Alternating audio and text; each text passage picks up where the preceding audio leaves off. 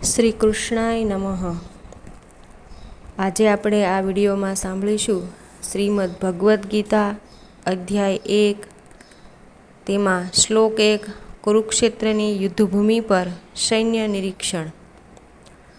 ધૃતરાષ્ટ્ર બોલ્યા, હે સંજય, તીર્થભૂમિ કુરુક્ષેત્રમાં યુદ્ધ કરવાની ઈચ્છાથી એકત્ર થયેલા મારા તથા પાંડુના પુત્રોએ શું કર્યું? ભગવદ્ ગીતા એ બહોળું વાંચન ધરાવતું પારમાર્થિક વિજ્ઞાન છે, જેનો સારાંશ ગીતા મહાત્મ્યમાં આપ્યો છે. તેમાં કહ્યું છે કે મનુષ્યે શ્રી કૃષ્ણના ભક્તની નિશ્રામાં રહીને ભગવદ્ ગીતાનું તલસ્પર્શી અધ્યયન કરવું જોઈએ અને સ્વાર્થ પ્રેરિત અર્થઘટનો કર્યા વગર જ તેને સમજવાનો પ્રયાસ કરવો જોઈએ. સ્પષ્ટ સમજણ પામ્યાનું ઉદાહરણ સ્વયં ગીતામાં જ છે. તે એ છે કે જેવી રીતે અર્જુને સ્વયં ભગવાન કૃષ્ણ પાસેથી શ્રવણ કરીને ગીતોપદેશની સમજણ મેળવી, જો એ જ ગુરુ શિષ્ય પરંપરા દ્વારા અંગત સ્વાર્થથી પ્રેરિત થયા વિનાના અર્થઘટનો મારફત કોઈ મનુષ્યને ભગવદ્ ગીતા સમજવાનું સદભાગ્ય પ્રાપ્ત થાય, તો તે સમસ્ત વૈદિક જ્ઞાન અને વિશ્વના સમગ્ર શાસ્ત્રોના અધ્યયનને પાર કરી જાય છે. અન્ય શાસ્ત્રોમાં જે કંઈ છે તે બધું જ મનુષ્યને ભગવદ્ ગીતામાં મળશે. એટલું જ નહીં, પરંતુ વાચકને એમાં એવી બાબતો પણ મળશે કે જે અન્યત્ર ક્યાંય ઉપલબ્ધ નથી.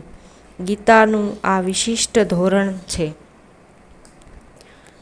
તે પૂર્ણ પરમાર્થવાદનું વિજ્ઞાન છે, કારણ કે તે સીધે સીધું સ્વયં પૂર્ણ પુરુષોત્તમ પરમેશ્વર ભગવાન શ્રી કૃષ્ણ દ્વારા પ્રબોધાયેલું છે. મહાભારતમાં વર્ણવેલા ધૃતરાષ્ટ્ર તથા સંજય દ્વારા ચર્ચાયેલા વિષયો આ મહાન તત્વજ્ઞાનનો મૂળભૂત સિદ્ધાંત બની રહે છે.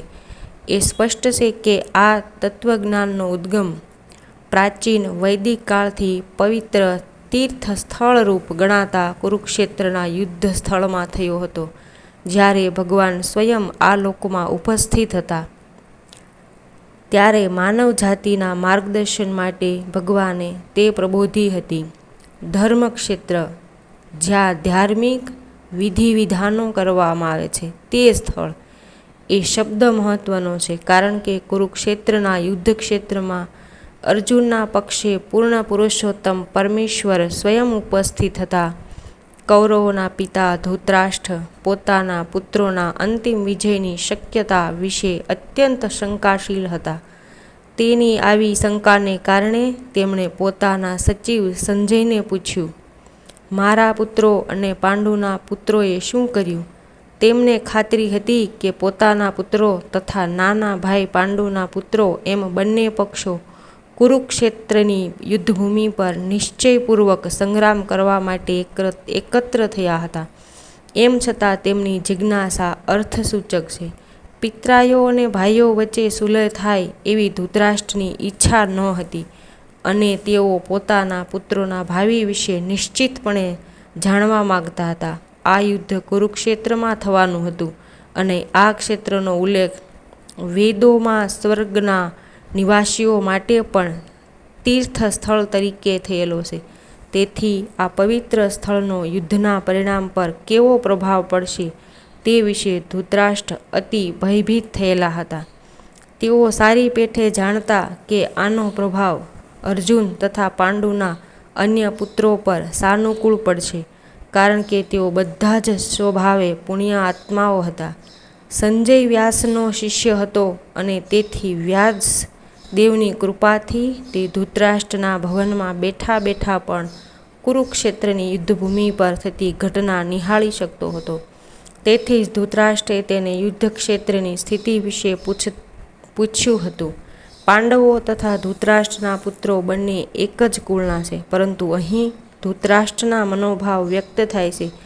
તેમણે હેતુપૂર્વક પોતાના પુત્રોને જ કુરુ કહી સંબોધ્યા અને પાંડુના પુત્રોને વંશના વારસ અધિકારથી જુદા પાડ્યા. એ રીતે પાંડુના પુત્રો અર્થાત પોતાના ભત્રીજા પ્રત્યે ધૃતરાષ્ટ્રની વિશિષ્ટ મનઃસ્થિતિ વ્યક્ત થતી જણાય છે. ડાંગરના ખેતરમાં જેમ અનિચ્છનીય ઘાસને ઉખેડી નાખવામાં આવે છે, તેમ આ ગ્રંથના વિષય વસ્તુના પ્રારંભથી જ એવી અપેક્ષા થાય છે કે જ્યાં ધર્મના પિતા શ્રી કૃષ્ણ ઉપસ્થિત હતા, ત્યાં કુરુક્ષેત્રરૂપી ક્ષેત્રમાં દુર્યોધન આદિ ધૃતરાષ્ટ્રના પુત્રોરૂપી અનિચ્છનીય છોડવા નિંદામણનો સમૂળ વિનાશ થશે અને યુધિષ્ઠિર આદિ સર્વથા ધાર્મિક પુરુષોની સ્થાપના કરવામાં આવશે. અહીં ધર્મક્ષેત્રે તથા કુરુક્ષેત્રે શબ્દોની તેમના ઐતિહાસિક તથા વૈદિક મહત્વ ઉપરાંત આ જ સાર્થકતા છે. જય શ્રી કૃષ્ણ.